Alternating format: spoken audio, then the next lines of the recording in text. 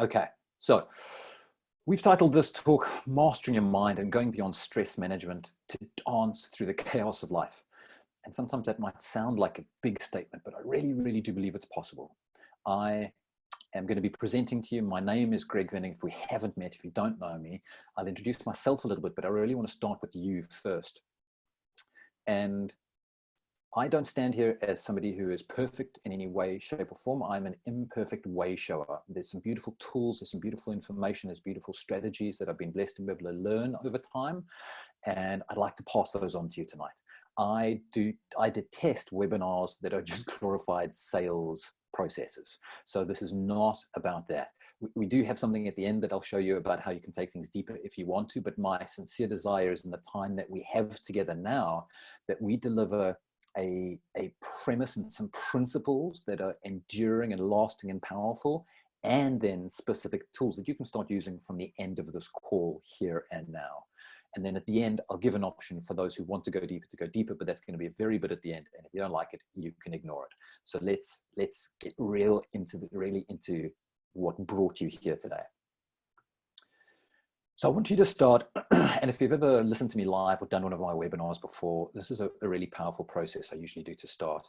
And I'd like you, wherever you are right now, I'm assuming you're not operating heavy machinery, to close your eyes. And nobody's watching you on your camera, but I'm going to trust that you're going to close your eyes and do this with us. And what I want you to do is I want you to give yourself a score for your own health and well-being from a scale from 0 to 10. Now, before you give yourself a score, listen to what the numbers mean. So if you're at the zone of 8 to 10 out of 10, then you'd be at the zone where your moods are great, your energy's great, body's performing beautifully. You'd be in a thriving zone. You'd be in a state of vitality. So that's 8 to 10 out of 10. So hold that in your mind. Then if you're at the 6s or 7s out of 10, then you're doing reasonably well in your mind. And moods are more up than down. Energy is more up than down. Your body's performing okay. Not as good as it has been or as it was, but it's okay. If you're at 5 out of 10, now you're at the point where there's nothing quite wrong, but nothing quite right either. Now you're in the zone where things are just meh, they're okay. If you're at the zone of 3 or 4 out of 10, now you're in the zone where you probably have more down days than up days. Things like energy and moods and concentration and focus and purpose are definitely not as good as you'd love them to be. And in terms of body and health, you tend to notice a few problems coming through. You feel limited in your mind and body more often than not. If you're at the 2s and the 1s, now you have definitely chronic degenerative conditions coming through, either psychological, physiological issues coming through. You're probably on medications, more than one on them, and days are pretty challenging for you. And if you're 0 out of 10, you wouldn't be here now. You wouldn't be on the call. So I want you each privately to just give yourself a score. I'm not going to ask you to put your individual scores in. But give yourself your score on that and be brutally honest with yourself. Nobody else is going to know this. Be brutally honest about where you feel you are at this point in your life. Okay. So if I did this in front of an audience, and whether this is an audience of 10 people that I might speak to, an audience of hundreds of people that I might speak to, I would then ask people who wanted to volunteer and say, listen, everybody who scores themselves at 8 to 10 out of 10, put up your hands. And say in a room of 100 people would get a smattering, maybe 3, 4, maximum 5 hands. If I said to people that if you're at 5 or below, give yourself a score, give yourself your, put your hand up, then I'd get a fair few people, maybe 10 or 20 coming in. But that leaves about 75 people, about 75% of the audience putting themselves somewhere between 6 and 7 out of 10. And Brian's volunteered his number there, and he's coming in at 6 out of 10. That's classic. But the thing is, if I went up to these people, if I went up to them and I said, do you consider yourself healthy? The answer most often is yes. The answer most often is that we consider healthy to be the absence of disease or infirmity. We consider healthy to be, we believe healthy to be simply not being sick, somewhere between 6 and 7 out of 10. And there's a big problem with that, because what are we sacrificing? I have a firm belief, based on not just my own belief, but based on data and science, that we are designed to thrive. We are put here to live our biggest life possible. And when we sacrifice that on this altar of mediocrity, of just living a life just above the line of pain and thinking that that's healthy, that's a big, big problem. And it has big, big consequences in society. The biggest killers of this 21st century are going to be the result of stress, depression, anxiety, fear, and limiting beliefs. Now, somebody might not necessarily die physically of something like anxiety or depression, but the physiological manifestations of that, how that affects our body, is massive and huge. And the science of neuroimmunology has been profound in how it showed us how your mind state will affect your body, not just your immune system, but your inflammatory system. It'll affect your heart and your lungs and everything in your body. So these are clearly the biggest killers of the 21st century. But more than killing people, it's what does it do while we're alive? And my contention is that these two tenets of what we would call a bigger life, well-being and fulfillment, if we have well-being plus fulfillment, then we're living our bigger life. And I would say that these two, the sense of well-being, deep, lasting well-being, more than just health, deep, lasting well-being, and the sense of fulfillment, that we have a path in life, that what we're doing matters, that our life matters, those two are on the decrease massively. And we're living in really interesting times at the moment where we have these threats coming from the outside in. And in South Africa, where we have this lockdown going on, in various parts of the world, they have different scales of this lockdown going on. And people are really being forced to ask some hard questions in themselves. And maybe that's why you're here today. Maybe you're here because you feel this pull, this drive, and whether you saw this on Facebook or on an email or wherever you saw this, it's pulled you in. And it's not by chance that we're in this state. There are definite reasons that have led us here. They are controllable. We are not designed to be, we're not destined to be the way we are now and the way we have been. You have control. And I'm going to show you some techniques and technology and some strategies and some principles that are going to help you to see the possibility and then to act on that possibility so you can actually get better results. Now, what brings you here, what resonated with you, maybe on a very general sense, you just want to improve your life. You might not know exactly how, but you just know things could be better. That's great. We're going to help you today. Maybe you want to improve somebody else's life. Maybe you've seen that this idea of mastering your mind might be useful for someone else, and you've come here to get tools to help someone else. That might be useful. If that's one of your frameworks for coming in, I would say that's beautiful that you're here to be able to serve someone else. But make sure that you listen and you let this settle on you first. You can't give from an empty cup. Put you first in this state.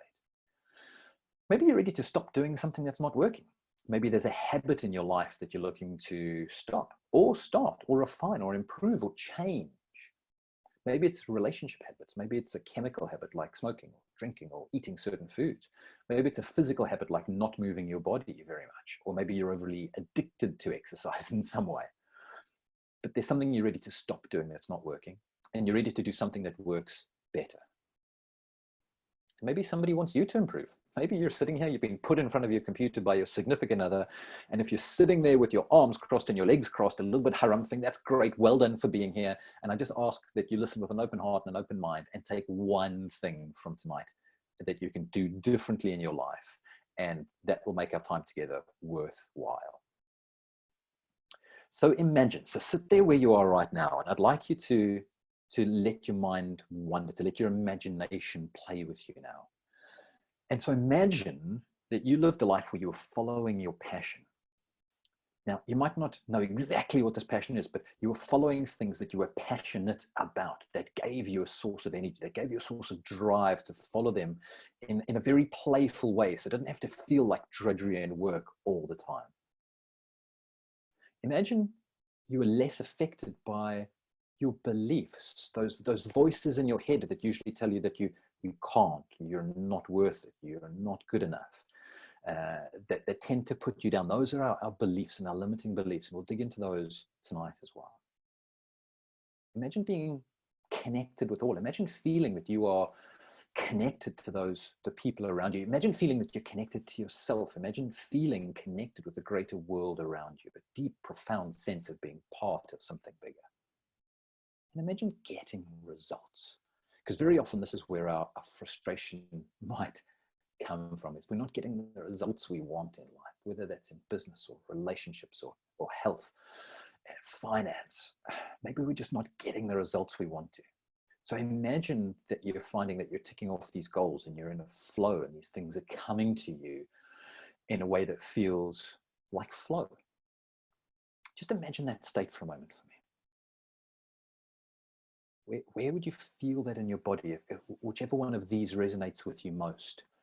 Is there a feeling in your body do you feel? Is there a picture that comes to your mind that you get? It's just very clear words that come to you. Just hold that state and imagine that state as we go through tonight, because there are ways that you can get closer towards the space that you're imagining. There are definite ways and steps that you can follow that'll help you to realize this bigger life. When you have a more resilient mindset, when you're less fragile in your mindset, you can achieve greater things.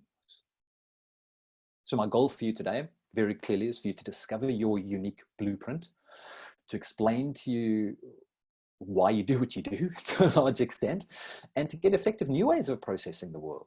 And we'll talk about how we process the world and how we've learned to process the world, each individually in this unique blueprint, and how we can do things differently. We can choose to do it differently. And I'm going to give you definite strategies and tools to apply them immediately. You have a lot that's very applicable to take away from this. Now, the only way for you to get these better results is to use a different neurological process, a different process that involves your brain and your mind, to which got you here now. So we often talk in our office as a chiropractor, we talk about how we are where we are now because we're a sum total of those things that have happened before us. And we can either repeat those patterns over time, like they say that history doesn't repeat itself, but it rhymes. So we can either repeat that rhyming pattern over time, or we could choose to do something distinctly different to break those patterns, to transcend those patterns. So tomorrow can be different from today. Tomorrow can be better than today. Tomorrow doesn't have to be a repeat of yesterday and yesteryear. So one of the big reasons why you're probably here is that there's a result in your life that you're not getting that you would love to get. And that could be in many different areas of your life. It could be in business or finance or relationships or health. It might be something about your body that you're not happy with. Maybe it's something about your mindset at the moment that you're not really happy with. After all, we talk about mastering your mind, that you've resonated with, you've come here on that. Now, the results that you have in your life and I have in my life are a direct result of the behaviors that we do. Our habits determine our destiny. What we repeatedly do is what we will repeatedly have. So our behaviors determine our results. So wherever we are now is because of things we've done or we've been doing. Now, what's quite interesting is what goes underneath those behaviors, what drives those. And we can come down to our psychology, we come down to our thoughts, we can come down to our beliefs, we can come down to our mental and emotional state is a nice word to be able to use in this if we're not going to use psychology. That's how we feel at any moment and any time. So marketers know this really, really well. They know that our emotions drive our behaviors far more than our critical thinking does. And marketers for a long time have been masters at manipulating our emotions to create a buying emotional state around their product or their thing, something that identifies with our sense of self, to make us do a behavior like buy a thing and get the results that they're looking for. And hopefully, if it's a win-win situation, the results we're looking for from that as well. But there's something even more fundamental that underlies this. And that's our philosophy, our viewpoint on life. And I'm going to use the word mindset around this for a long time. For the rest of our time. But really, it is the philosophy. It is our view on our nature, of our reality of ourselves. And very often, this is very unexamined for us. We generally don't do this very well for ourselves. So I'm going to help you to today give you some tools so you can start examining your own mindset. So you can take this role of observer in your own life and your own mind to be able to craft something more intentional for yourself in the future. And like what we talk about, it's a bigger life. Now, when I say bigger life, it doesn't have to be big and gregarious, like being on stage or presenting like I might want to. This is bigger for me. But bigger might be being at home with family. That might be bigger for you. It might be more deep, more meaningful, more significant. And so that's what we mean when we say living your bigger life. It's the fact that tomorrow is better than today in a way that matters to you, a way that's meaningful for you today, a way that's coherent for you. So that's me is Greg Venning. I'm author of the book Thrive, Only for Those Who Want to Be Healthy by Activating Their Vitality from the Inside Out. I'm a practicing chiropractor. I'm a certified wellness professional. I'm a father of two gorgeous girls. I'm a husband of a wife for who I'm batting above my average. And I had a series of epiphanies over time, and one of them that came to me was this concept of a deeper purpose beyond myself. And over time, we've refined this to lift the stream of human consciousness and propel the evolution of mankind. And it's this purpose that puts me in front of you on a Wednesday evening at 8 o'clock during lockdown. And that has my wife outside who's kind of handling some of the techie stuff and maybe running up to my girls. It's this that's putting me into a slightly uncomfortable space to be able to share with you things that I believe, I really, really, truly believe can help you to live your bigger life. And if we can do that for individuals over time, the processional effects of that, the ripples of that over time, I truly believe will be to lift the stream of human consciousness and propel the evolution of mankind. Now, I didn't get all of this on my own. My glorious family have been part of this journey with me for a long, long time. And they're the best part of me to a large extent. And they are my biggest teachers. And in everything that I'm going to teach you tonight, and everything I ever teach gets applied to me first and in our family first before I'm willing to take it outside of that. So there's nothing here that we've just read in a book and thought that we'd teach. This is all lived for us. Everything I'm teaching you is lived for us. And I truly believe that there is a global view that's possible here. I truly believe that there is a resonant ripple effect that happens as we teach these deep truths, as people take more control of their own being and they become more empowered and less victim. Then we can really see the shift that we want to see in the world. And a lot of what I'm going to teach you tonight comes from this man called Mark Postles, who wrote this book called The Innate Model. He is a dear, dear friend of mine. He is a mentor to me. He's been a coach for me. And he's developed a huge part of what I'm going to be talking about tonight. He's written this book called The Innate Model, and he wrote that book called Generation Failure. Two amazing books, and I'm blessed to be able to be working with him on his third book now. We're in the process of getting that going right as we speak. We're in the early stages of that. It's a very, very exciting project to be working on. So that's Mark Postles, dear, dear friend, and an amazing man, gorgeous mind, absolutely gorgeous mind. So I will say that the results that I'm going to talk about tonight have definitely worked for me and my family and thousands of others that I've been directly and indirectly involved in teaching, but there are no guarantees that you'll get the same. I can guarantee that if you do the work, you will get some result, you will get some change. But I can also guarantee you that if you sit here and listen to me tonight, and maybe you're on your phone at the same time, or you're browsing the internet and you're just listening, that there's two ways of doing this experience together tonight. And one way is what I would call the jacuzzi experience, where you sit with me tonight, but you're not really with me. You're kind of, you have your eye somewhere else, and like you might hear some cool stuff while you're here, but you get out and nothing's really different. Like being in a jacuzzi, it's fun while you're there, but life isn't really different when you step out. That's one way of doing this. The other way of doing this tonight is to make this a pivotal experience. Whether you listen to this live or you listen to this recorded, is to shut off all the other pieces of information around you. You've said you want to be here. There's something within you that's called you and resonated with you to be here with me, whether it's live or whether it's recorded.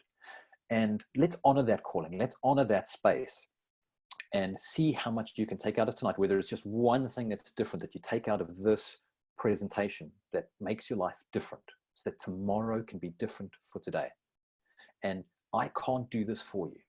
And I'm not a good enough entertainer, I don't think, to give you a beautiful jacuzzi experience. But there is definitely value in what we're going to talk about today that would make this a much more pivotal experience for you in life.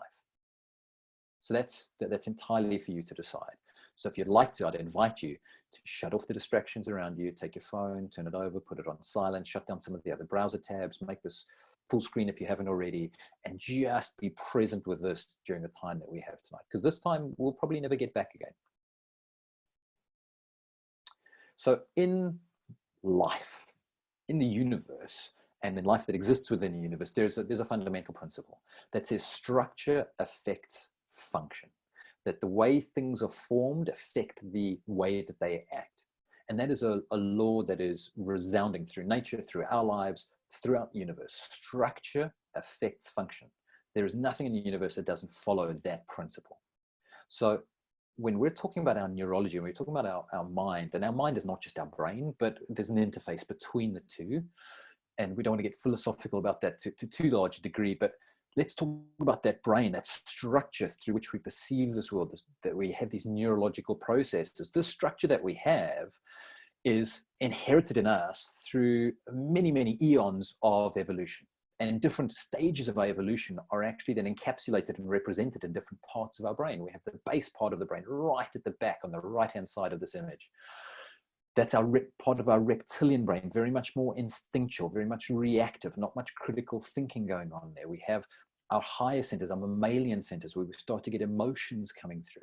And then we start to get the higher centers even in the front of the brain, like the prefrontal cortex and the cortex, that seem to be more uniquely human. They seem to be more developed in us than we've seen in other animals so far.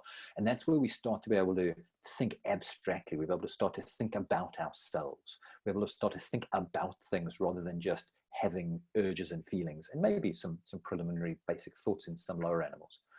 And so far, that's the structure that we know we've inherited. And there's ways that we can just let it use us, and there's ways that we can craft so we can run our neurology better. Because a lot of what we've got, what we've been born with, is what we call nature. That's what we've been given. That's our blueprint based on our genetic heritage. Now, nurture over time through our lives actually gives us 95% of the results that we experience in our life. 5% of what we experience in our life is actually driven by our genes and by the structure that's put in place by the genetic program that we have. 95% of it is what nurture does to it through the process of our lives. So we have massive influence here on how we can craft how we do this and how we use it, and not let it run us, but let us influence and run it. And it's all about your unique journey. Even though that we share this biological heritage, nobody's had your life. Nobody's lived your life. Nobody's had the experiences that you've had in the way that you've experienced them. I don't know if you're from a family where when there's more than one child in the family. Isn't it amazing how you can look back on events that you all shared, but you can remember them very, very differently. You can remember very differently about how a specific event ran in your life many, many years later. It could be a very specific event like the loss of a loved one. And different people will remember this in very different perspectives. So your journey is unique. Not only have things happened to you that are unique, but your experience of them has been unique as well. So we're going to dig into how we process these things and how we see the world over time. And we can look at how sometimes these can be distorted. So if we look at these lines, the question is, are the horizontal lines parallel or do they slope? And don't know about you, but when I look at it, my first thought is, no, they absolutely slope. Those lines that run across the screen don't run straight. They definitely run at angles. But what's fascinating is when you actually go and look at the picture, and I'm leaning in and I'm looking at it now, every single one of those lines is absolutely parallel, and they run absolutely horizontal to each other. So the way that I'm perceiving this reality is not actually real. My brain is doing something to try and encode it. And in that encoding, I'm seeing the world in a way that I am, not the way the world is. That's fascinating. And we can see this from a couple of different ways. If we look at some of those shapes in the foreground, you can have a conical thing that actually looks round. You have the sphere that looks round, and then you have the cylinder that looks round as well with the shadow it casts on the floor. And if the figure in the background there, if you had to ask two people what it looked like, but they were looking from different perspectives, one person might say it's a square, you can see that on the wall on the left, and some person might say it's a circle, you can see on the ground. They're both perceiving the same thing, but from different angles, different perspectives, different unique experiences of the same thing. If we look at these three figures here, as you automatically look at them, they look like they're smaller on the left on the foreground and they get bigger as they go backwards. But actually, if you put your finger and you measure them on your screen, you'll see they are exactly the same height. But our perception of reality is not exactly the same as what's there. So here's a beautiful one, is count the black dots. And in your peripheral vision, as you're looking around, you might see these, I hope you see, if your resolution on your screen is good, then you're going to be seeing these black dots dance around in front of you. And whenever you look at the dot, it turns white. But in your peripheral vision, they're all black. because our brain is not taking in exactly what's around us. It takes in a smidgen of what's happening in front of us accurately, and then it fills in the rest. We filter in the rest and create a reality in our mind and in our brain that's not the reality out there. And then the way we process it, so that's what we've taken in, but then what we process and we actually bring out can be distorted again on a different level. So this is, I don't know if you've ever done this, and you can do it quietly to yourself if nobody's around you, and if somebody is around you, do it anyway. But look at the chart and say the color, not the word. So look at the color that comes up, not the word. Just do this. I'm going to give you a few moments. And when you're watching this on a recording, if you need more time, just pause this and say the color, but not the word. So if I had to do that, the first one on the top left wouldn't be yellow, that's the word. The color is red. And the next color is black. And the next color is purple. But flow through those quickly. And notice how it can be very tricky to not only perceive something, but then process it and put it back out. And sometimes you'll flow through it and then something's going to catch you. And oftentimes we make mistakes when we don't know we make mistakes on this. Fascinating ways of looking at how we see the world is not how it actually exists, it's how we exist. And so a very simple model for this is a model of the brain where we split into two hemispheres. And it's not, I'll be very careful about this to start off with, it's not what the brain does that's different. So it's not the brain only does logical things on the left and only creative things on the right. So it's not what it does that's different between the sides, but it's how it does them that's different between the sides. A brain scientist, a neuroscientist called Ian McGilchrist has written about this extensively. And so what we might find is how the brain processes information on the left is different to how it processes it on the right. So on the left side, we have logical, linear, it's more exclusive, more dominating way of seeing the world on that left side. So if you think of the way certain governments, you can even see governments mapped on here, it would be quite interesting actually, the way certain governments are dealing with the challenge going on with COVID right now. Certain governments are shutting everything off, they're exclusive, they're linear, they're dominating the situation. And some governments are a little bit more balanced in their perspective, and they're trying to balance many different needs at the same time, and they're much more creative, spatial, inclusive, and supporting. I'm not going to say which one's right or wrong here, but it's amazing how we can see that happening in groups of people, not just individuals as well. And then we can further delineate the brain based on the back and the front, the hindbrain and the forebrain. So the hindbrain being the area that is very much more risk averse. It's much more about the small picture. It's about repetitive tasks. It's about what's in front of it. Where the one in the forebrain, the front of our brain here, is much more about the big picture, is much more about intuition. It's much more visual. It's much more trusting, and it's much more open to risk taking.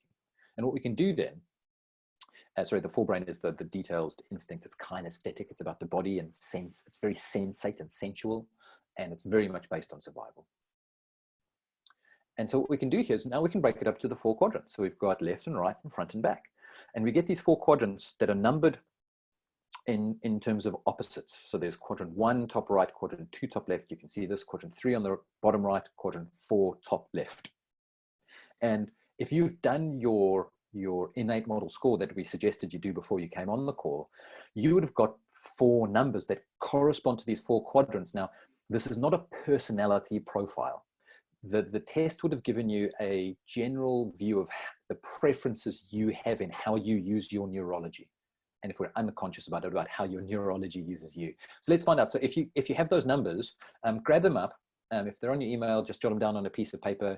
You'll have 4 numbers, Q1, Q2, Q3, Q4. And I'm going to show you how these work so you can start to understand your own neural processes better and better. So I'm just going to give you a few moments. I wonder if in the chat box, when you've got your numbers up, you don't have to put your numbers on, but just a few people put in the chats and just say, got it, so that I know when I can continue when people have got those numbers up.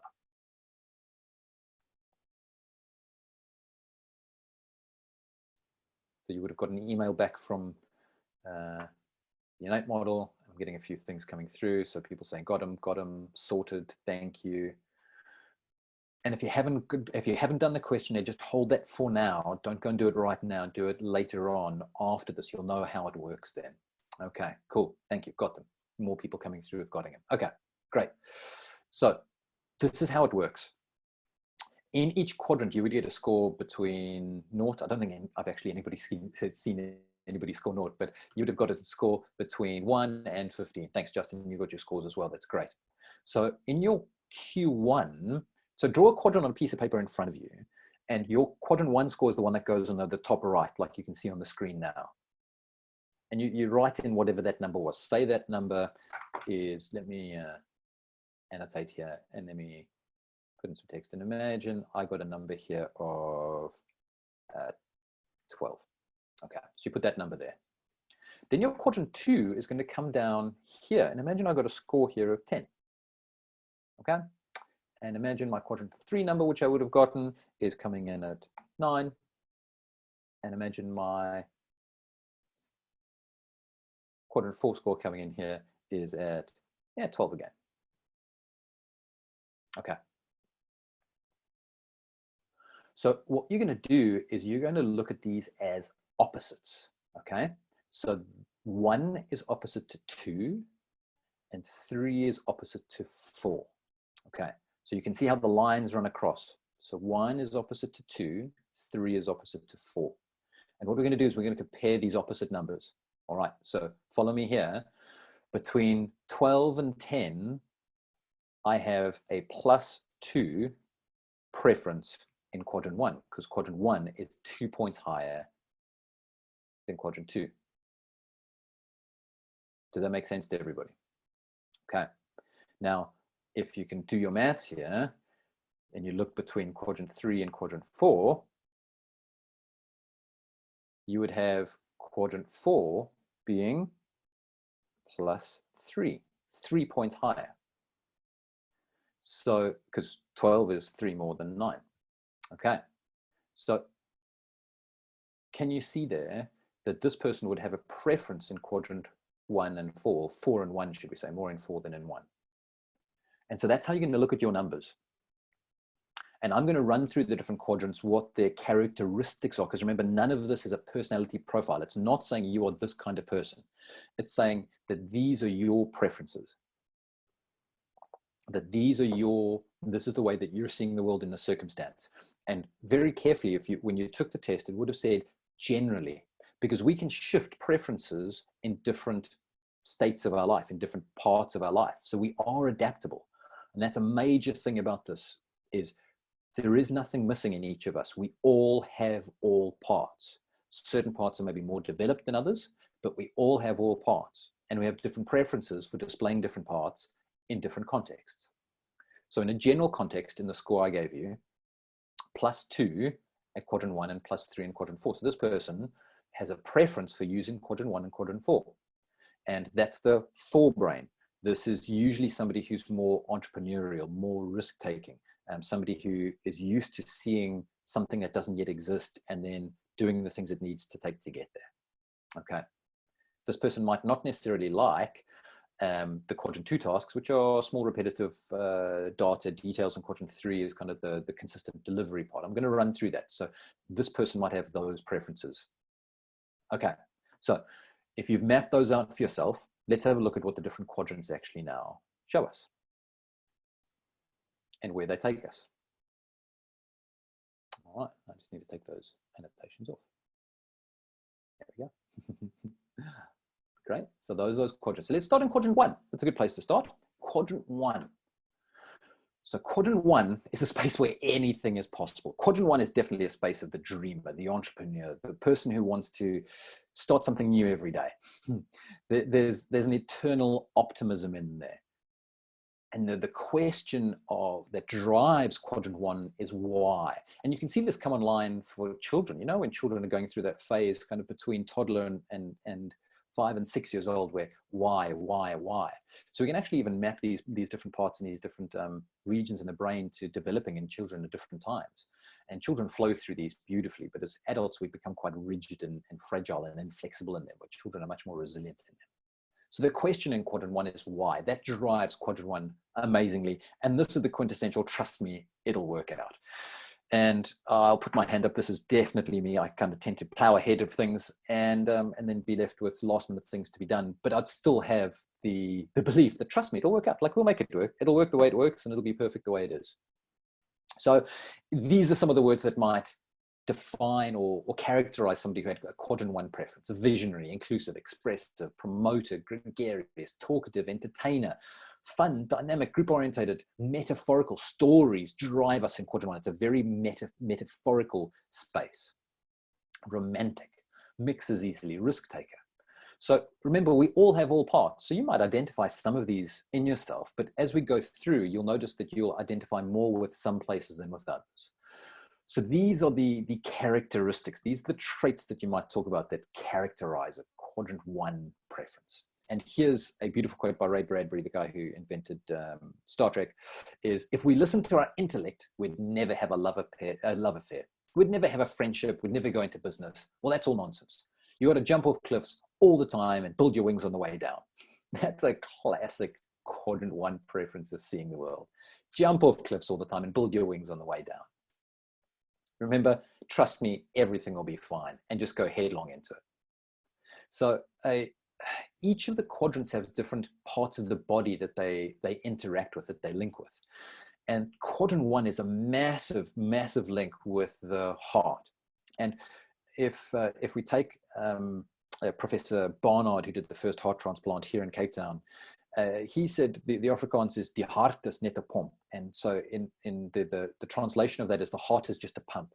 He saw the heart as just this mechanical device that pumps blood around the body. Well, we know now in the decades that have gone past that this is absolutely not true. The heart is a far more complex organ and far more linked organ in the body. It's a sensory organ and an information encoding and processing center. And at the Institute of Heart Math, they say it has an extensive intrinsic nervous system sufficiently sophisticated to qualify as a heart brain. So there's a nerve plexus, a nerve network that goes around your heart that acts independently to a large extent of your brain up in your head. And actually there's more information going from your heart to your brain than there is going from your head brain down to your heart brain. It sends far more information up than it gets information down. It is massively powerful. And it's the vagus nerve. If you've done any kind of research, the vagus nerve is becoming very topical in scientific literature now because of the massive role it plays in health and well-being. And so this quadrant 1 part of our brain is heavily linked to this gracious heart. So much so that if they put people into a state of gratitude, or they let people meditate in a state of gratitude while they're in a functional MRI, you can see at this that the front right side of the brain is the side that lights up most. In this diagram, the lightest part is the side that is most activated in the person's brain. The darker side is the side that's least activated. And so the right front part, that quadrant 1 part, lights up when somebody was meditating on deep sense of gratitude. And we can see that back left part, that quadrant 2 part, remember we said they're opposites, 1 and 2 opposites. So we can see how that back left part of the brain is dulled down significantly. So we can actually measure, these are measurable, observable phenomena that we're talking about that happen in our brain and affect how we run the mind. Now, the power of intention, the unseen, the intangible, is incredibly powerful here for the quadrant 1. And we see this in reality. We see the evidence of this in reality when people pray and meditate on on water. And what they measure is the crystalline structure of the water before, and then after people have meditated on it, they measure the crystalline structure of the water afterwards. And this is a non-local phenomenon. This can happen at a massive distance of thousands of miles where they've been able to measure this at the moment. And this is a strong part of the quadrant 1, the unseen, the intangible.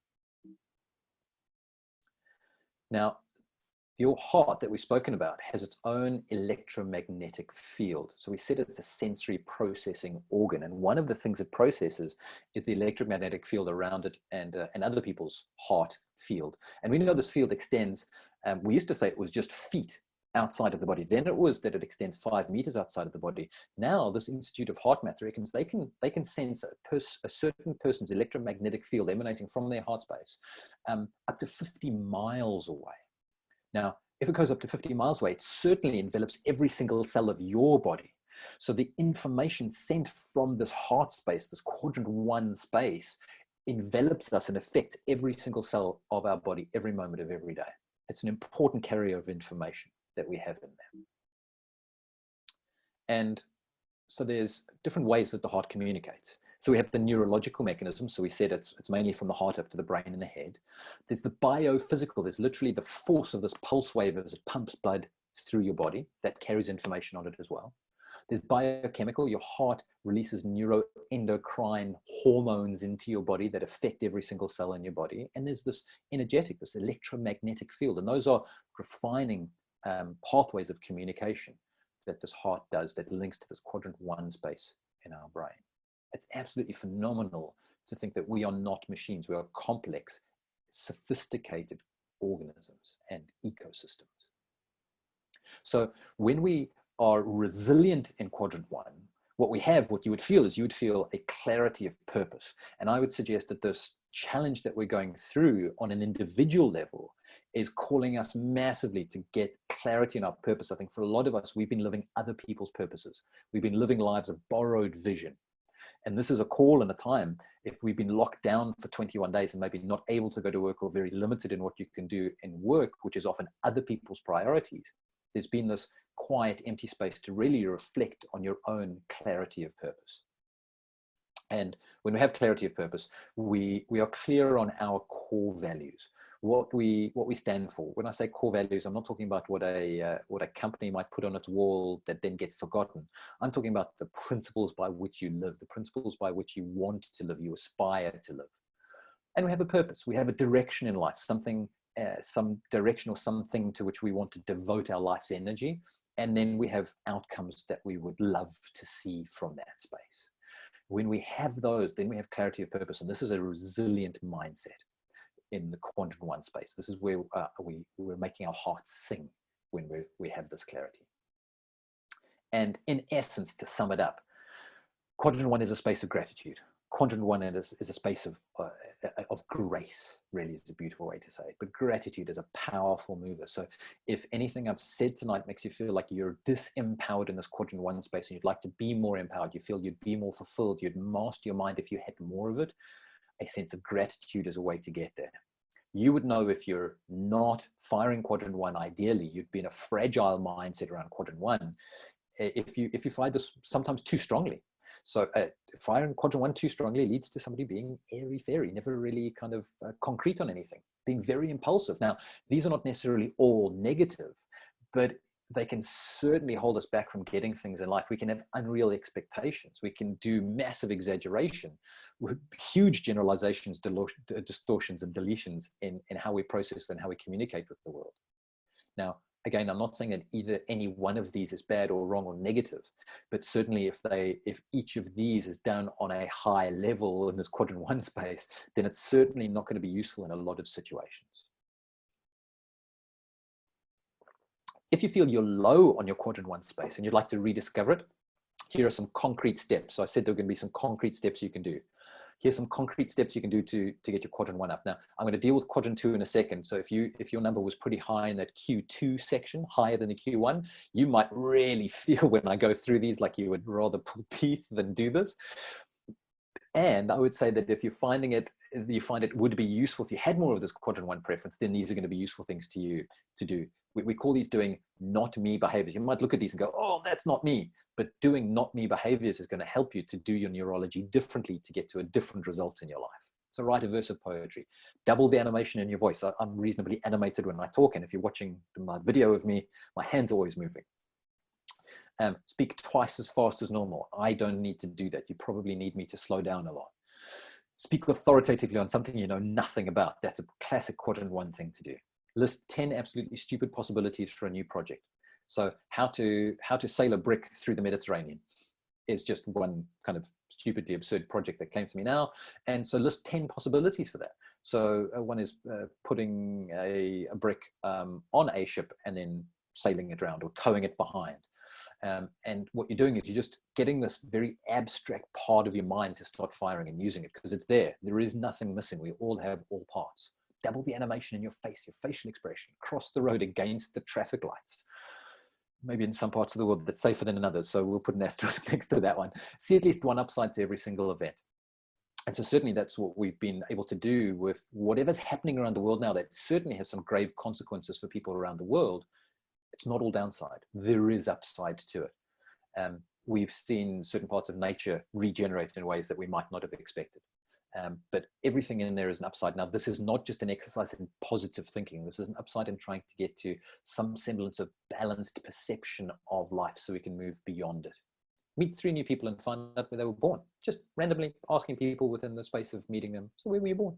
Just finding out something really intimate about somebody, being genuinely interested in someone. Wear odd socks. Go crazy.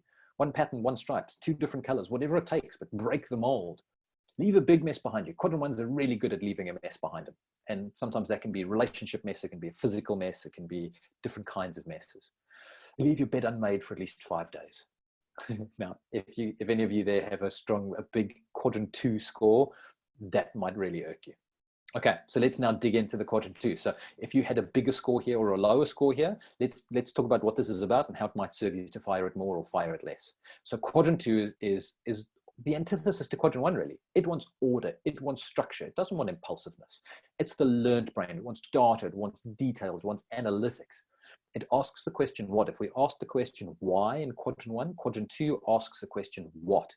It wants quantification, it wants everything to be tangible. It wants it to be scientific. That's where a huge part of science lives in quadrant 2. And a lot of it is notice my efficiency, notice how efficiently I can do things.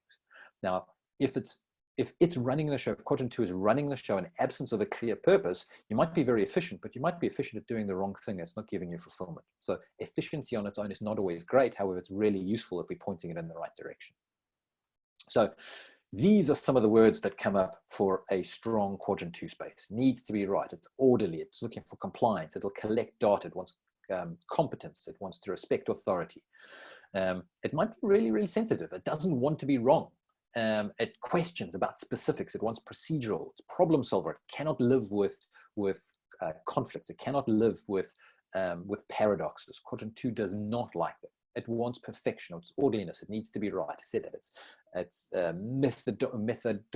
methodical. Little pictures. It doesn't like the big picture because that's too much. It needs to be broken down to the little picture.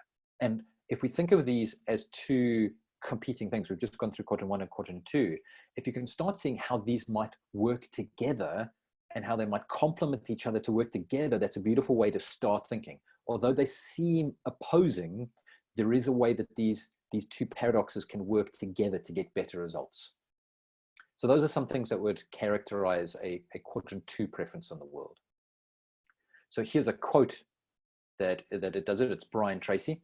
And he says, develop your willpower so that you make yourself do what you should do when you should do it, not whether you feel like it or not. So notice it's very cerebral. It's very directive. It's very straight down the line. It talks about willpower, make yourself when you should do it, and do what you should do. Those are very left brain words. And there's a huge amount of truth in these as well. I mean, Brian's not talking rubbish when he says these, but there's a very quadrant 2 view on the world, and it can be really, really useful if it's used appropriately. If we're too low or too high on it, based on our needs in life, then maybe we need to dial it up or dial it down. So if you're resilient quadrant 2, and I changed the slide on purpose so that it looked odd, so the quadrant 2s out there would cringe a little bit. You want order. So you get order for a quadrant 2 when you have data, when you have information, and when you've prioritized that. So you take data, which is small bits, you turn that into information, which is larger chunks, and then you prioritize them. You categorize them by importance, by color, by variety, by taste, by smell. They're characterized, they're cross-referenced, they're cross-indexed. That's when quadrant 2 feels it has order. And right now in the world, you might sense that this is really tough. If you have a strong quadrant 2 preference in you, there's a big sense of disorder in the world. There's lots of competing information and data and priorities coming your way. So if you're feeling anxious and worried underneath the surface a lot, just know that your quadrant 2 preference is being challenged by what's happening in the world right now. So in essence, if quadrant 1 was a state of grace and gratitude, quadrant 2 is a state of critical thinking. Both incredibly useful, both important. Which one, when, and how, that's the important part. It's contextual. Neither one is more important than the other one. So a devolved or a fragile quadrant 2, well, If we're fragile quadrant 2, we're running it too hard. We're not really robust and resilient. Now we're nitpicking. We're not really problem solving. We're actually generating more problems than we solve in that perfectionist space.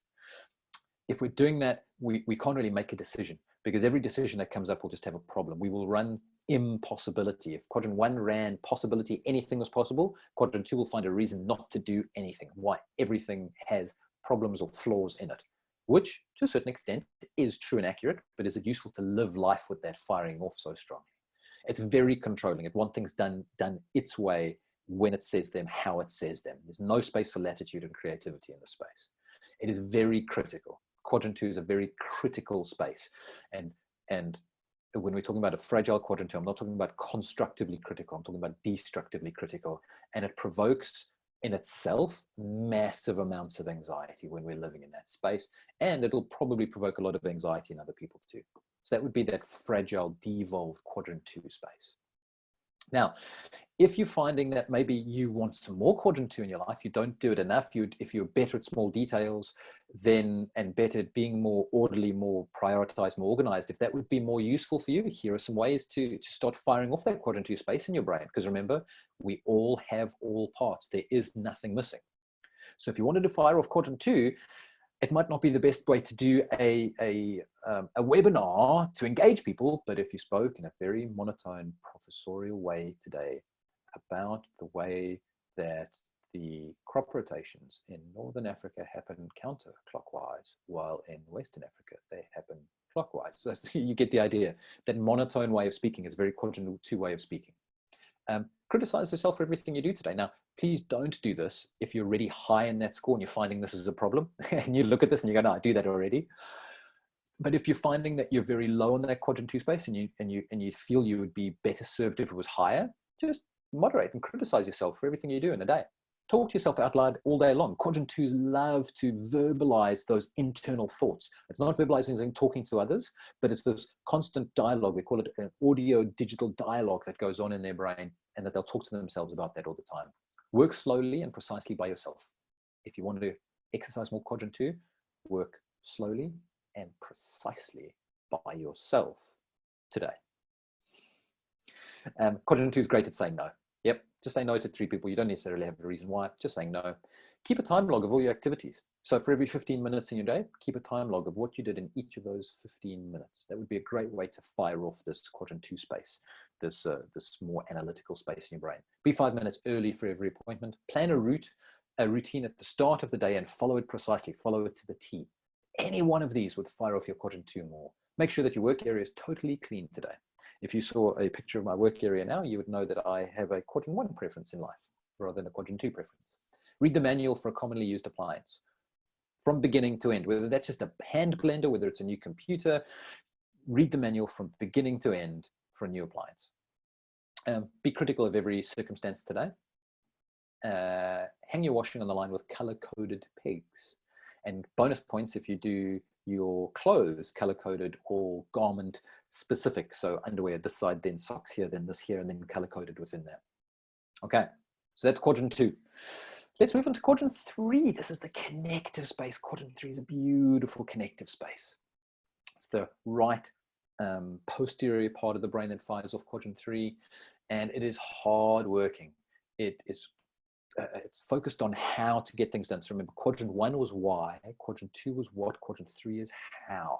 How do we actually do this?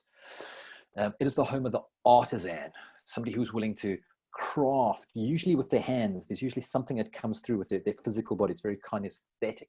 It asks more than it tells. It listens more than it talks. It's very sensitive. It connects with the body very strongly. It follows its gut feeling massively. It is a massively connective space. If there's a hormone that runs the space, it's oxytocin, the love, the connection hormone runs the space of our lives. Now, here's some ways that you would characterize somebody who had a quadrant 2 preference or the quadrant 2 preference. They're hands-on, they gain support from others, they're about feeling the self. So they are expressive, but not necessarily massively outwardly expressive like quadrant 1 was, more inwardly expressive. There's a deep kind of quiet philosopher here, but it's very practical. It's very receptive to new ideas. It builds relationships. It's very much a team player. There's very dry humor here. It dislikes confrontation, interpersonal confrontation. Any confrontation is disliked in quadrant 3. It likes things to be very concrete, very common sense. It avoids risk and the unknown, very risk averse here in the quadrant 3 space, but it is very tolerant. There's lots of touching going on. If you're expressing your quadrant 3, then if somebody's talking to you, you're touching them on the elbow or the shoulder or somewhere appropriate, I hope. But there's usually a kinesthetic, a sense of touch with the body that goes on when you talk to people that helps you to feel connected. And by contrast, if you have more of a quadrant 2 preference, if somebody touches you while they talk to you, you would move away from them. In fact, you probably wouldn't even be in the personal space if you're a strong quadrant 2 that would allow somebody to touch you. You'd be much more reserved about physical space. Very much a peacemaker here. So here's a great quote that sums up a quadrant 3 preference by Johan van Gutter, is not the maker of plans and promises, but rather the one who offers faithful service in small matters. This is the person who's most likely to achieve what is good and lasting. And there's definitely a lot of truth in that. And have you noticed that in each of the quotes we've used for the different preferences, that there is truth in each of them? So neither one of these is good nor bad, nor right nor wrong. It's what is useful in which context. That's what's much more important for us to be figuring here. So quadrant 3 is much more about delivery rather than making promises and making plans. It's about concrete things. It's very much linked to the enteric nervous system, the nervous system that surrounds our gut. So if quadrant 1 was about the heart, quadrant 3 is much more about the gut. Quadrant 2 doesn't really have a huge link into the body. It's more the right side of the brain that links into the body strongly. The esophagus, the stomach, the small intestine, the colon. There's 100 million neurons, not nearly as much as there are in your head, but it is rich enough to be considered another brain. About 70 to 85% of the body's immune cells are housed within this digestive system. So very strong in the immune space, which is topical for us to be talking about now. It sends and receives impulses, and it records experiences and responds to emotions. So just like that quadrant 1 heart space was processing, it was a processing center, so is this digestive system. So just think of the language we already use. I was sick to my stomach. I was worried, sick. These are signs of worry and anxiety being physically manifested in the body. And this is the gut. That's a quadrant 3 response in the gut. So it's amazing how our language over eons has reflected this connection that we're now rediscovering. It's an interdependent data processing center. So we process a lot of our emotional space through the gut here.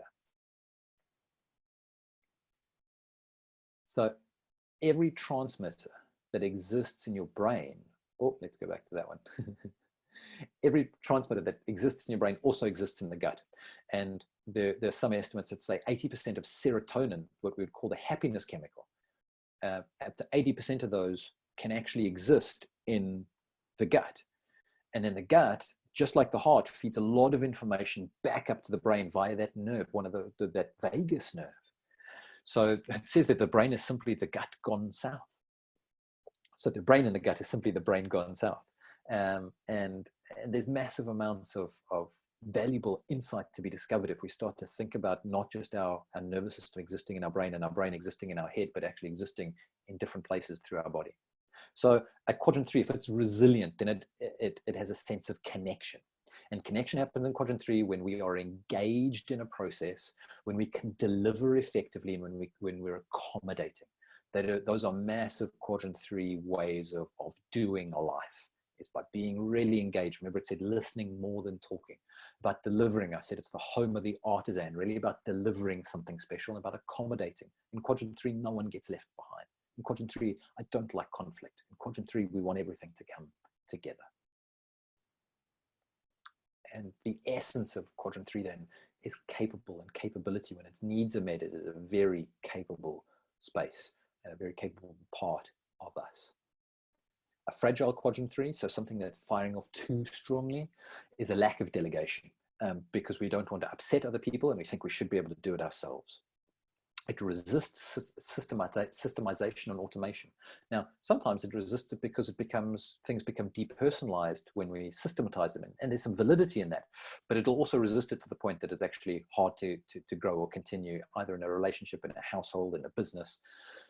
So quadrant 3 will do that. It works diligently in the business, which is great, except if you're a business owner or your role is to work on the business. So that's a space where it might not be appropriate to be firing quadrant 3 very strongly. It creates dependency. it needs to be seen to be important to other people, and it wants other people to rely on it, because then it thinks it's doing the service. But sometimes it's actually disserving people by creating dependency rather than allowing and empowering other people. It craves security to the point where it's very, very risk averse. So it would rather be uncomfortable than unsure about something. And when it gets to its extremes, there's definitely a depressive aspect that comes through in quadrant 3. Remember, in quadrant 2, there was an anxiety component that came through there. In quadrant 3 is a depression component that comes through there. And if you look at the world around us now and this challenge we're going through, there's a lot of more anxiety and more depressive traits going around. People are much more anxious and depressed than they have been because of this outside-in process that's happening. So if your quadrant 3 is too low and you think you would fire it up, if you wanted to be more connected to other people, if you wanted to be more dependable, more hardworking, here's some things that you can do. Get 2 people to acknowledge how well liked you are today. So get them to acknowledge, whether it's something about you or something you've done in the past or something you're doing now, that they would make you feel well liked. Touch everybody you speak with. Touch somebody on the elbow, on the hand, or on the shoulder, somewhere appropriate, please. But touch everyone you speak to today as you go around. Give 3 people a big hug. Again, where it's appropriate, but a big part of quadrant 3 would be doing it where it seems inappropriate anyway, but the people who kind of do that and get away with it, that's a big quadrant 3 thing. Have a 15-minute conversation with a stranger, all about them. If they ever ask you a question about you, you answer it self-effacingly and just take it straight back to them. 15 minutes just about a stranger and about their life in a way that makes them feel delighted. Smile all day, because quadrant 3 will fake a smile all day beautifully, not necessarily an inside-out smile, but will fake a smile all day to make other people feel good, even though it might be miserable. Run at least 15 minutes late. Quadrant 3 is a chronic late space, and it's not late because it has a big ego and it doesn't care, but late because it doesn't want to break rapport with the person or the task it's in now to get to the next thing. It always wants to give more to the thing now, and then it'll get to the next thing and it'll feel so bad for being late, but it'll do the same thing and then be late for the next thing and the next thing and the next thing. You don't state what you want today. Quadrant 3 is very, like I said, self-effacing. It's not about you. So you don't talk about what you want. If people ask you your opinion, you'd kind of just be reserved and silent or just agree with someone else. And there we agree with everybody. It's a good one to do. So don't ask anyone for anything for you today, to do anything for you today. You have to rely on yourself. Very stoic is this quadrant 3 space. Very self, you have to be self-fulfilling in this space. Avoid confrontation. Yeah, we don't want fights. We don't want conflict. Even if conflict clarifies things, we don't want it at all. You get very uncomfortable if you have a strong preference here. You get very uncomfortable if somebody's having an argument around you, even if it's not an acrimonious argument, even if it's not about fighting. If they're just having an argument around you, if you've got a strong quadrant 3, you'll feel very uncomfortable about that. So follow a strict routine. So similar to quadrant 2, you can see similarities between 2 and 3 coming through. Make one person feel good. That would get your quadrant 3 fired up. All right, so let's move on to quadrant 4. Okay, so quadrant 4, left frontal part of the brain, is what's linked to kind of universal mind. Quadrant 4 will come up with these almost amazing insights and thoughts about the world and frames about the world that seem to come from somewhere else and seem to link from a bigger source. It asks what else, what if. So if quadrant 1 asked why, quadrant 2 asked what, quadrant 3 asks how, quadrant 4 asks what else, what if, what's next. It says, let's do it now. So very similar to quadrant 1, there's a tendency to be impulsive about here. It's about politics. It wants the ordered structure of something like politics. And I don't just mean politics as how it relates to government. I'm talking about when people get together and institutionalize any idea and act from that. That's a political structure. That's what do we do about it? How do we take it forward? How do we make it bigger? It's very blunt. Quadrant 4 will talk to you in bullet points and tell you very bluntly what's happening in the world, because it doesn't have time for flowery language, because it needs to get shit done. And it seizes opportunities. Quadrant 4 will not sit back and let something happen. With that, if there's an opportunity, it'll jump on it straight away. So here's some of the character traits of a quadrant 4 space. So if you see any of these in you, these are you doing quadrant 4. So quadrant 4 is also a bigger lover of technology. It wants to be seen to be on the cutting edge of tech and toys. So even the way this is laid out with this animation going across the screen coming across would appeal to quadrant 4. And I definitely, so I've told you before that I have a preference in quadrant 1. I also have a strong preference in quadrant 4. I have a preference in the 1 and 4 space. So it's all bottom line. It's very much communication. Everything needs to be quantified. It's decisive. It wants maximum freedom. It can be quite dominant, but it's a driver. Dynamic thinking, enjoys games. It'll work quite impressively by itself.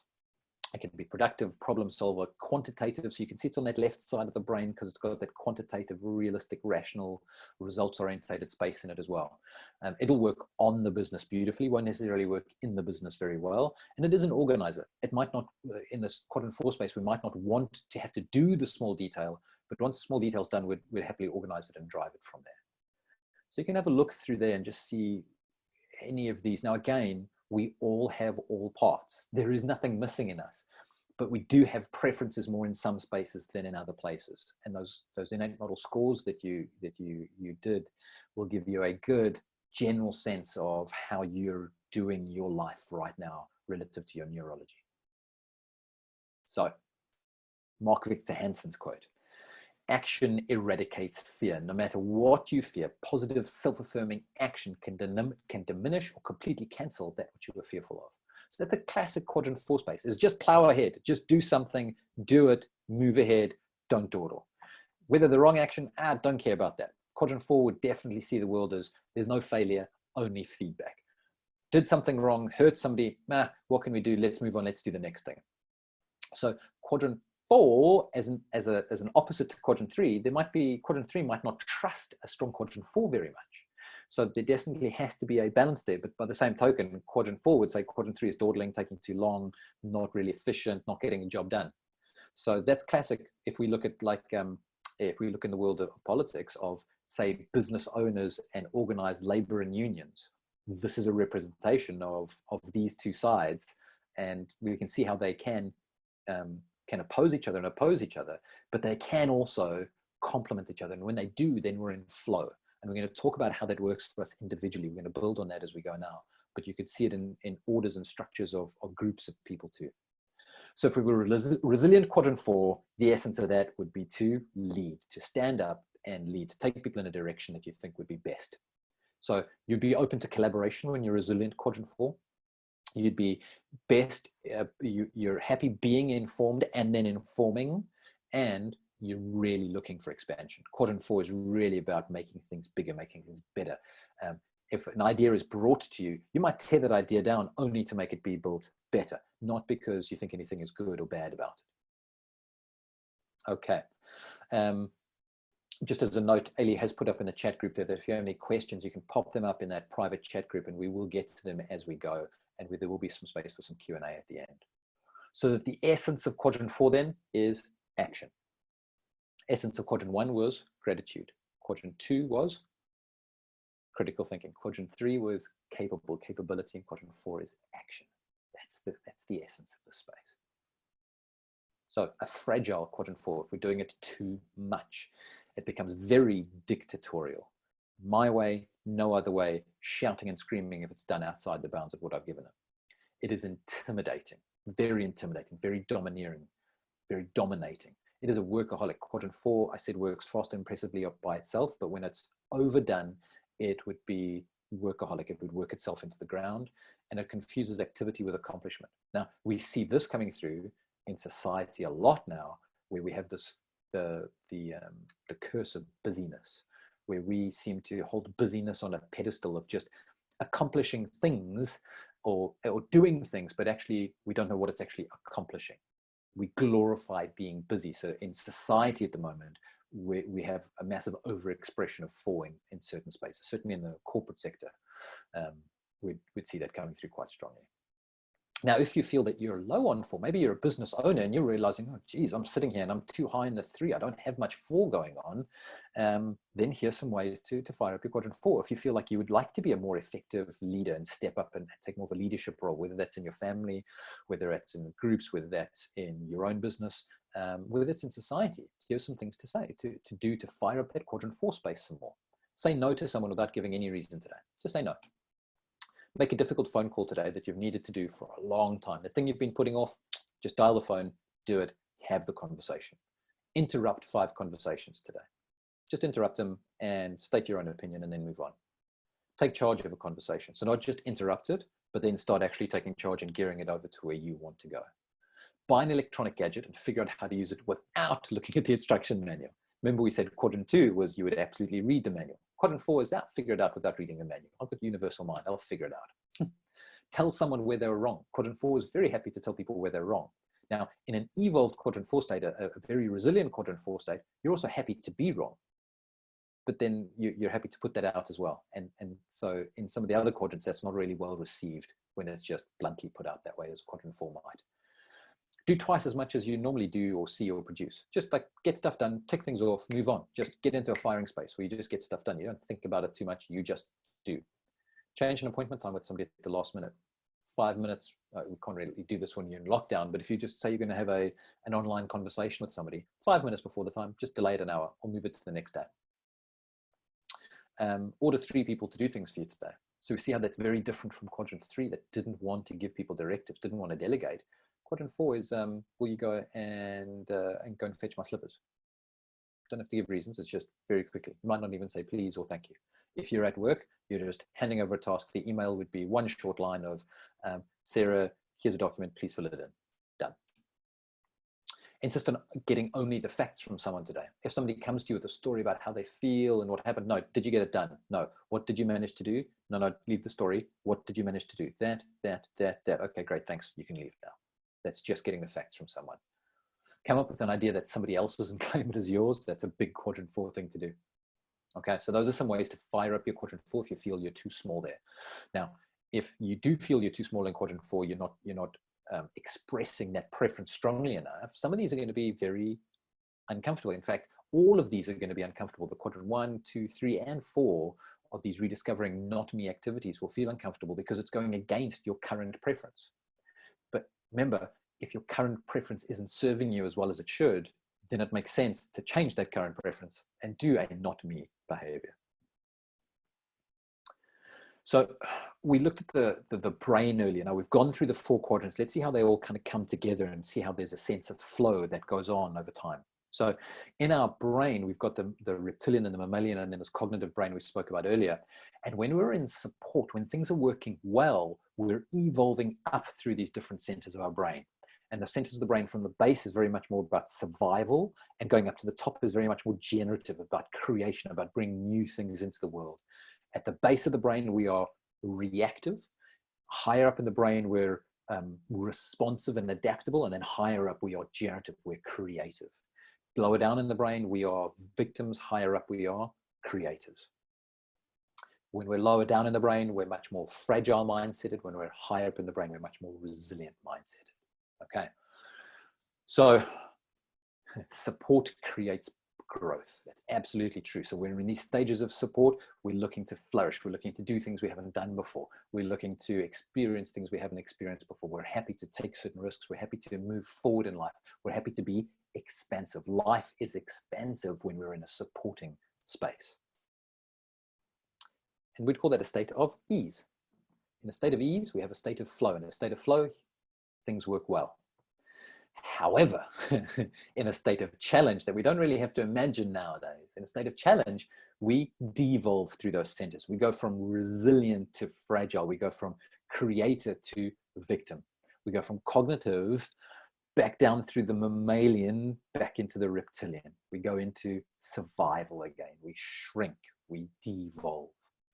And that stress creates protection. We call it, we go into defense. And that might be useful for short periods of time. But defense, if it's propagated over time, well, defense becomes decay. And that's that fragile mindset. If we're in that fragile mindset on an ongoing basis, that's a defensive space to be in. That's a shrinking space, a wilting space to be in that fragile mindset. That's a state of dis-ease, a lack of ease, an absence of ease, a dis-eased state. So under stress, those quadrants devolve. And we're seeing a lot of that going on in the world. If you're looking at social media, we can see a lot of that happening. We can see a lot of good stuff happening as well. It's not all bad. And there's lots to be hopeful for humanity with some of the responses we're seeing here. And there's lots to see that challenges us too.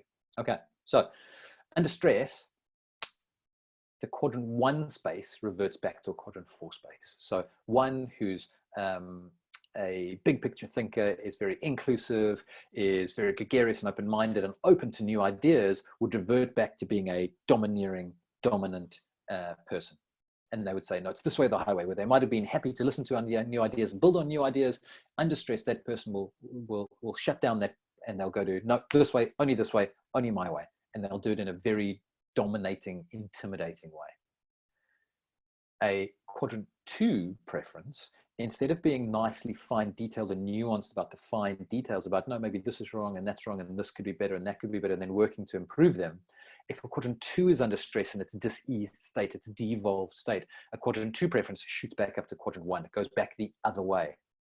And quadrant 1 becomes, excuse my language, everything's fucked. So from noticing the small details about small things, it'll go to the big things. And I use the F word there on purpose, because this will be a person who would normally never use foul language in that context, but they suddenly would in this, when they're in that state. And you would get a quite shock, and you'd realize they're in a devolved state. So from noticing small things to everything, it goes to very big, broad generalizations being not right. And a quadrant 3 goes back to a quadrant 2. So quadrant 3 is very connective. Quadrant 3 is about not leaving people behind. It's about commonalities, about interpersonal relationships. But under stress, it'll become very divisive. It'll become very nitpicky. It'll become very so from being a problem solver state to being a problem generator state. Not a nice set of behaviors that person would be running at that time. You might call that quite bitchy and nitpicky, when normally they're quite inclusive and quite easy and adaptive. And a quadrant 4 goes back to a quadrant 3. So a classic example of this is a big politician who's usually kind of larger than life, happy to take things on, and there's a scandal that happens that rocks his or her world, and they retreat and they want to be in a fetal position, sucking their thumb with money. And that devolved state will then often manifest something in the gut, would manifest through that when they're in that devolved, stressed state.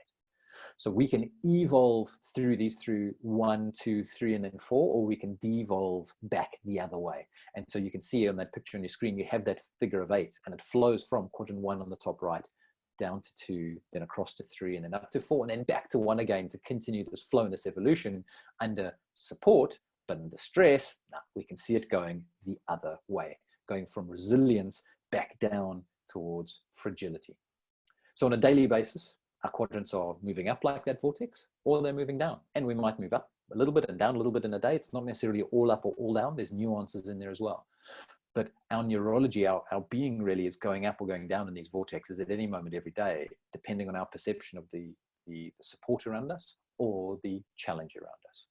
We're going up towards resilience and that resilient mindset, that resilient philosophy around life, or we're going down to that fragile philosophy, that ill-defined philosophy. It's more outside in that fragile state. We'll accept other people's priorities and their other truths. When we're a resilient mindset, it's much more about inside out. Our truth is stronger than what's happening on the outside. We're happy to flow with the outside, but we'll do it from our own essence, and we'll do it from a space of our own truth. So lots of people think in this state that I don't think I can change. Greg, you've given me these things, and if you're thinking this, then all those things that I gave you about the different ways of changing different neurological patterns, different behaviors, doing the not me's, you might have sat there going, yeah, but that won't work for me. I don't think I can change. That wouldn't work for me. And you might be thinking, I don't know where I can start. Even though we've given you specific things to do, you might still feel a little lost with that. We can't even see how turning around life is possible. Might be in a state where you think that you've crafted this life and this neurology so strongly that you don't know if turning around is possible.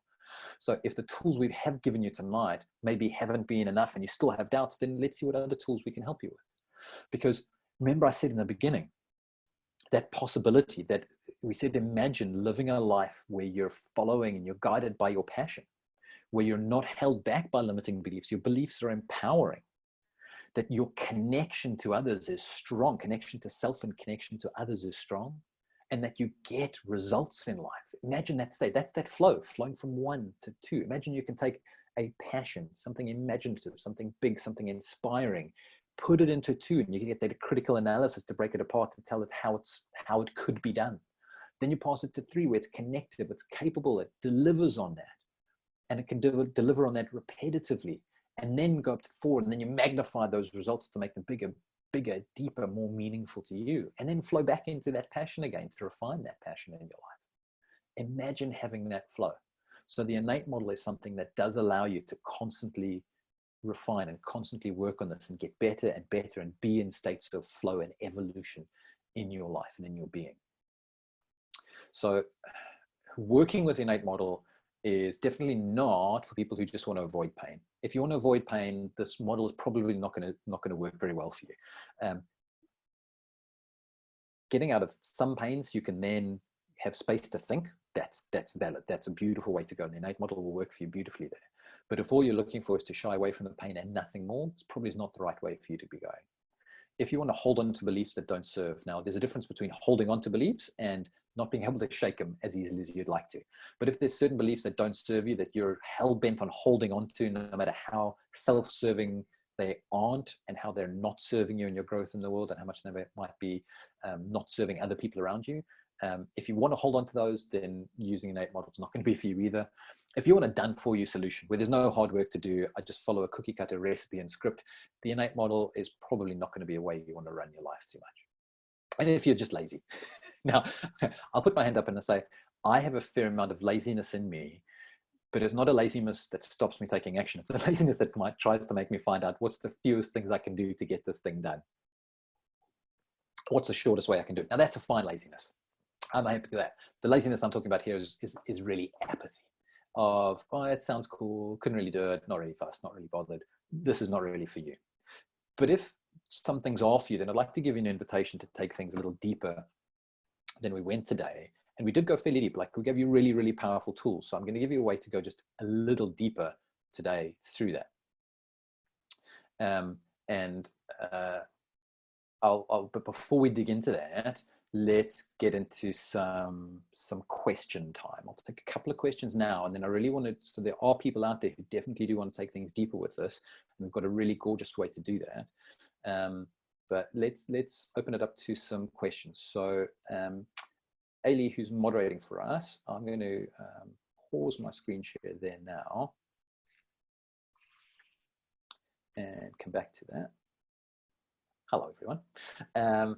Else, you can unmute yourself. Do you have questions to read out, or are we going to be calling on people to do their questions? How do you want to run that? No, I have had some questions come through, so I'll just read a couple of them out. Yes. So does the quantum of the score mean anything, i.e. is the higher score better? Okay, beautiful question. I'll put a peg in the word better there, because better, we put these judgment words, better, worse, good, bad, and it all relates to the state that we're in and what we need to use it for. So I'm not going to say better or worse, but if your scores are generally higher, it just means you have more of that preference. So for instance, you can have a high score, let's say between quadrant 1 and quadrant 3, you might have relatively high score, 1 and 2. You might have relatively high scores in both, which means you just have competence in both aspects of that neurology and how you see the world and how you function. And you'll still have a preference. One will be higher than the other one, or they'll be even. So higher means you have more competence in that neurological framework that you have. So I'm not going to say necessarily better, because my question then is better for what and for whom?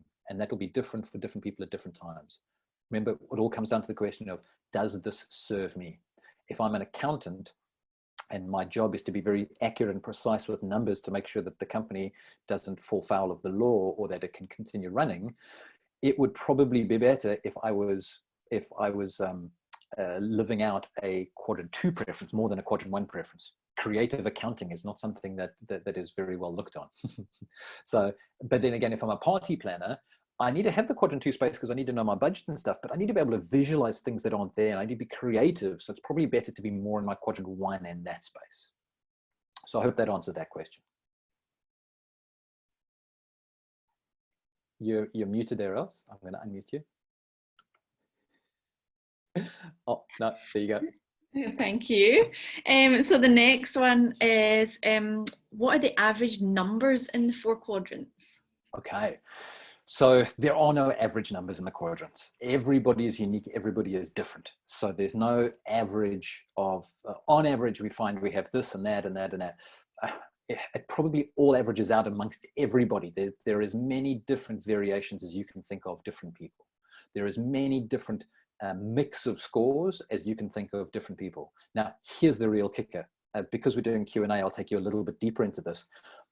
Your scores can change relative to the mindset, the frame of mind you put yourself in when you take your scores. So I'll give you me as an example.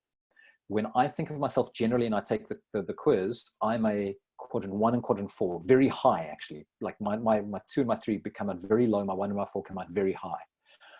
But if I think of myself in terms of me at home with my family, or me in my chiropractic practice adjusting people, then my 4 dies down and my 3 comes up. So then my preference is 1, 3.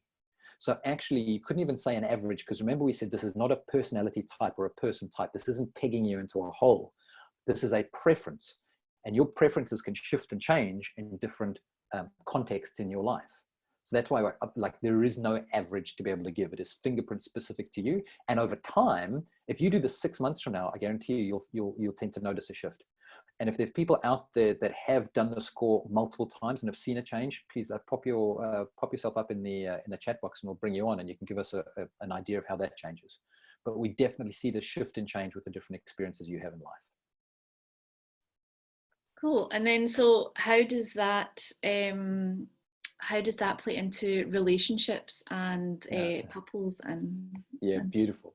And there's a whole day that I can do just on relationships and how it relates to the quadrant model.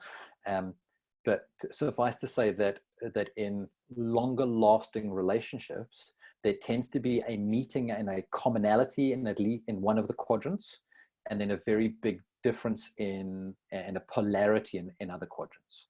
So Ailey and I will tend to polarize both on the 1, 2 and the 3, 4.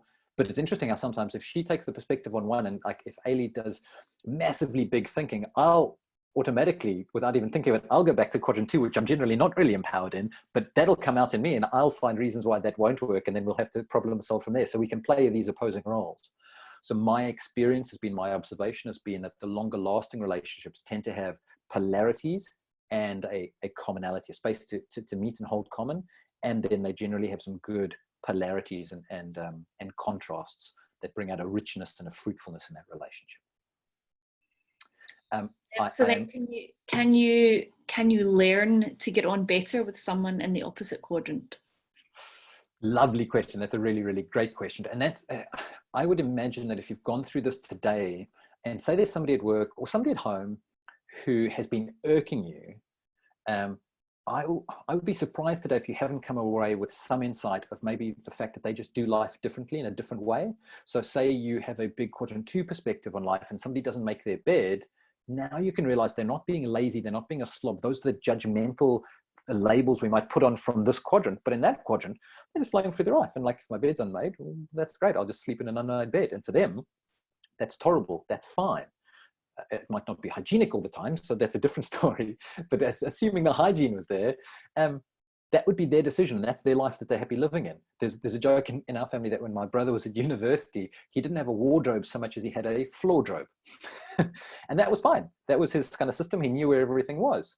But that would take somebody who had a quadrant 2 preference. It would drive them absolutely insane. So if we learn to take this out of right, wrong, good, bad, and just view it in different aspects and different ways of living life and doing things and doing life, we get much more understanding of someone. And if we just start with curiosity, if somebody does something that irks us, you go, "Ooh, I wonder what that was. Was that was being quite nitpicky? Oh, wow, okay." So that's much more quadrant 2 preference. So being right and wrong is important to that person. And if I then try and live my life, not live my life, but live my life in relation to them in their quadrant, you'll notice that there's a lot more harmony that starts coming in. When you're becoming adaptable, you become more adaptable, you can flow with the way they do life. That means that there's much more flow between people and in relationships. Cool, thank you. And I have one more. Okay, let's take that as the last one. Yeah, cool. Is there a meaning if someone is stronger in the bigger picture quadrants compared to the small detail ones? So I don't quite know what you mean by meaning, but what I would suggest that might mean for you is that you're more kind of forebrain orientated, which is much more bigger picture thinking rather than small picture thinking. So I would imagine that you would probably in your life want to be doing something that would make your heart sing, is doing something that is contributing to big picture. You would probably not enjoy doing small, repetitive, need to be accurate tasks in everyday life. So it'd be the difference between being the entrepreneur or the accountant. And I'm using these as caricatures because you can be either or. But imagine the entrepreneur who's just going out, shaking hands, making deals, looking for possibilities, looking for things to hustle on and make happen, and possibilities. And in the back office is their poor accountant who has to now figure out how all the stuff fits together to make it tax efficient and how it can comply with different government regulations and things. You would probably be more the front office person than the back office person. Now realize one is not better than the other. They both need each other. You need that taken care of to run a good business, to run a good home, to run a good relationship. We need the small data and detail. By small is not less important. It's just a descriptive of not big. And we need both parts. We need all four parts to flow through life. And whether that's in home and relationships, whether that's in business, whether it's in government, whether it's in school and education. And we find certain parts of the world very, very low on some parts than the other parts. The educational system is horribly skewed to the left brain, the 4-2. There's very little 1-3 that happens in schools at the moment. Government and regulation is very depersonalized, and there's sometimes reason for it, but it forgets about that side. So we can see these in each other, and we can see these in groups of people. I do want to be aware of time, and I want to move through to get to the end. And then at the end, if there's still people around who want to take some questions, we can certainly look at that. That's all the questions that have come through to me so far that haven't already been covered. So I'm good to move on. Thank you. Cool. Okay, so let's go on. So we've spoken about who this innate model, if you wanted to take it deeper, who it's not for. And I'm not saying that in a judgmental way at all. So that there's sometimes, and it might not be you as a person, it might just be in this area of your life, it's not right for you. That's great. Okay. So if you want to take the innate model further, it is for people who are grateful for life, who are open to finding gratitude, not just for circumstances, but for life itself, and who are open and receptive and curious and looking for insight. And people who want to develop their skills, and people who want to develop their skills in how they do life so that they can live their bigger life, and they're willing to do work. There is an element of work that has to happen with this. It doesn't just happen overnight, and it doesn't just happen without effort and work. If that describes you at all, we're putting on a 5-day challenge called the Resilience Mindset Challenge to help us to evolve up to that resilient mindset in this time of challenge that we're going through. We're running it from Saturday the 11th. That's this Saturday coming is when it would start. We finish on Wednesday, April 15th would be the last day. And this is not just videos that we send out over email that you then have to watch on your own. This is an online challenge, and it's got live support from the people who are going to be doing it, and support from us who are running it. So you're not going to be left on your own with a bunch of videos to watch. We'll delve into values and beliefs and purposes and goals and this internal dialogue and these internalized backlogs, like these limiting behaviors that we spoke about a little bit today, personal laws that can become these limiting behaviors, and behavioral change be dealt with massively in that on a much deeper level than we could get to in just the hour today. So what it consists of is we have a private Facebook group in which all of the information is going to be put out. There's a roadmap that lets you know exactly what's coming on what day and how it runs. There are 5 daily lessons. So there are video formats that go out, but there's support that gives out of it. Each one comes with a set of worksheets that you then do a worksheet on. And there's 5 live Q&A sessions at the end of each day so that we can refresh and round back on everything, and we can learn from each other. It's not always going to be us putting things out. We're going to learn from each other as we go. We do have the chance in there to win an even higher level thing for the people who really interact with them, do that beautifully well. So that's what we're calling the 5-day Resilience Mindset Challenge. The normal registration fee is $4.99. So if we do this on a normal basis, the normal fee is $4.99. So we want to give you the tools so you can easily understand yourself and your behaviors. Like you've been able to get to now, you've got the broad understanding. We can now take this to a much deeper level where somebody can really take this down to understand themselves and their behaviors, and to answer that other question, the behaviors of others around them. And then you can begin to design your own transformation, to live your life with intention and integrity, and actually start to design that lifestyle going forward. And so you can elegantly work with others based on their neurological preferences. So we touched on that in the Q&A, but that's a beautiful thing. And I've got to say, for me, that's been one of my major learnings, is how to work with others based on their neurological preference. That's been a major thing that shifted for me and that really attracted me to this work over time. So we are taking that price down. We know we're in challenge. We know that lots of people are financially challenged. So we're doing what we call our lockdown, knockdown, and we are going to run this challenge for just 99 Rand. So instead of 499, we're taking this down to as low as we can possibly take it while it is still feasible to actually run. So for just 99 Rand, we'll do that 5-day resilient mindset challenge with the Facebook group, the videos that go out every day for 5 days, with the worksheets that go with it for 5 days, and the Q&A that goes with it for 5 days, and the roadmap that goes with it, and the chance to win a much higher value prize for the people, or the person who engages with that the most. With that comes a full money back guarantee. We don't want to keep money if you're not happy with it, even though it is 99 Rand. We would definitely guarantee that for somebody who's in there. And I did want to create a link to the book here for the Innate Model. So Ailes, can you put the link in the chat group for people who are interested in the 5-day challenge?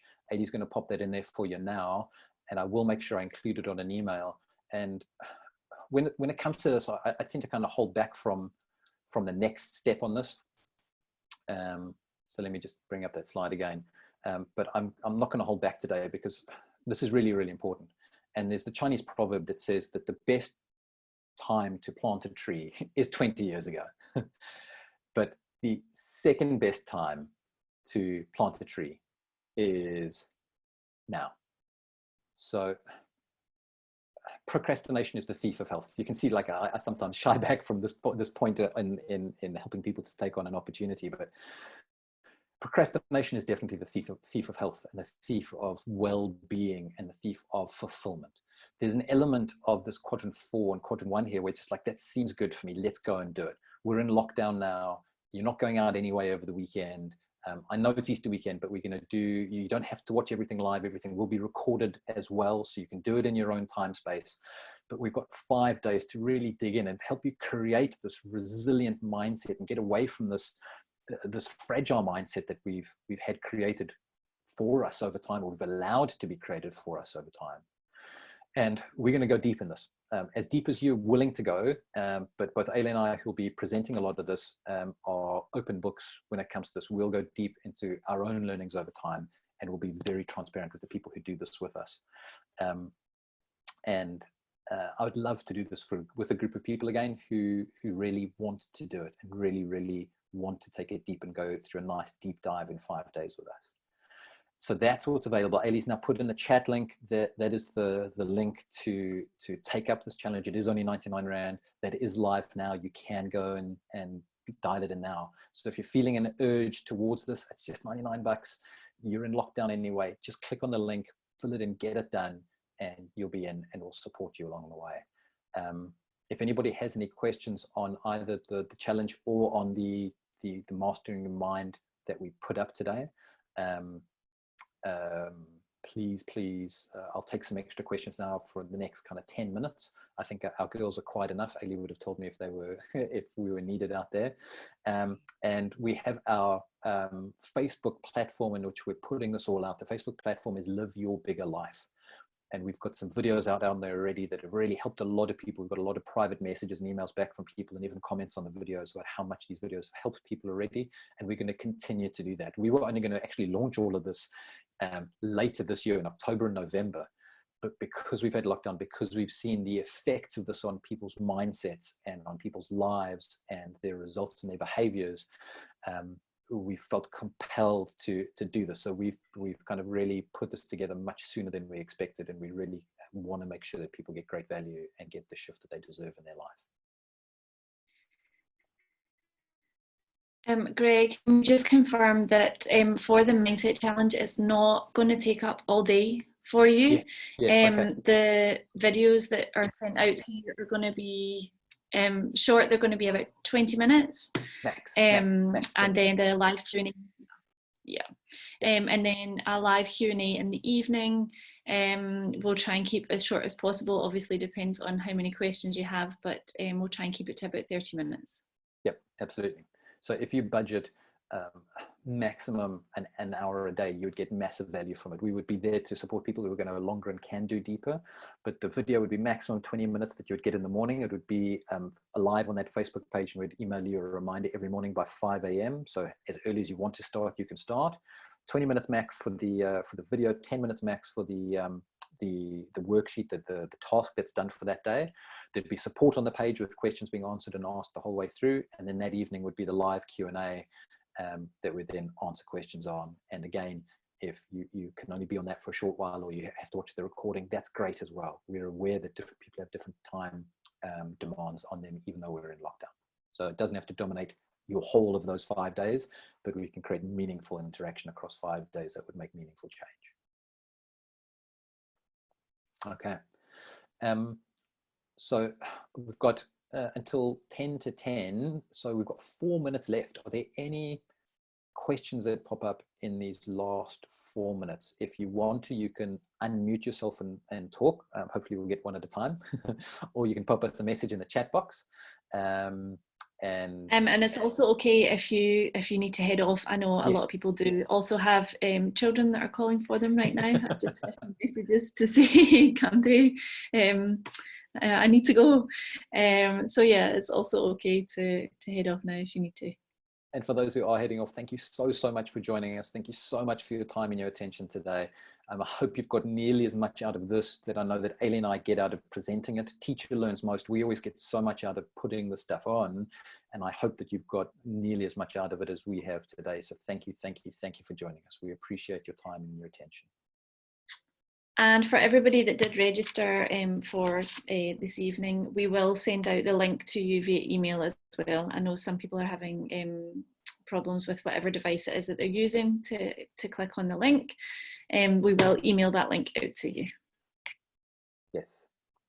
And if you are going to watch this as a recording, I hope you're watching this recording before Friday evening, because on the end of Friday evening, registrations will close for the 5-day challenge. But there'll be tons of value that you've got in the recording anyway. All right. So there's a couple of people who are saying thank you. That's great, guys. Really appreciate you being on. So Andre, Siobhan, Nicholas, thank you. Elmarie, Alana, thank you for being on as well. We're available to answer any questions if there are. If you want to, if you get emails from us, if you reply to that email, if you have a question, you just click reply on that email, that comes straight through to me. I see those emails. I'm the only one who sees those emails. I will reply. So it doesn't go through to a messenger bot. It doesn't go to just a computer system. It comes straight through to me.